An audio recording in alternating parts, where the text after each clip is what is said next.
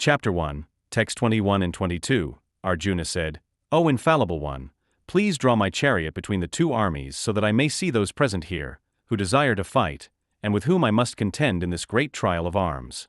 Purport: although Lord Krishna is the Supreme Personality of Godhead, out of his causeless mercy he was engaged in the service of his friend. He never fails in his affection for his devotees, and thus he is addressed herein as infallible. As charioteer, he had to carry out the orders of Arjuna, and since he did not hesitate to do so, he is addressed as infallible. Although he had accepted the position of a charioteer for his devotee, his supreme position was not challenged. In all circumstances, he is the Supreme Personality of Godhead Hrishikesh, the Lord of the total senses.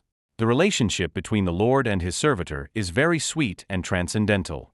The servitor is always ready to render service to the Lord.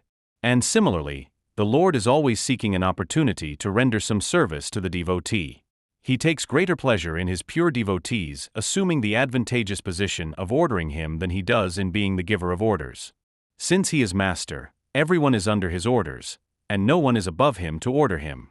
But when he finds that a pure devotee is ordering him, he obtains transcendental pleasure, although he is the infallible master in all circumstances. As a pure devotee of the Lord, Arjuna had no desire to fight with his cousins and brothers, but he was forced to come onto the battlefield by the obstinacy of Duryodhana, who was never agreeable to any peaceful negotiation. Therefore, he was very anxious to see who the leading persons present on the battlefield were.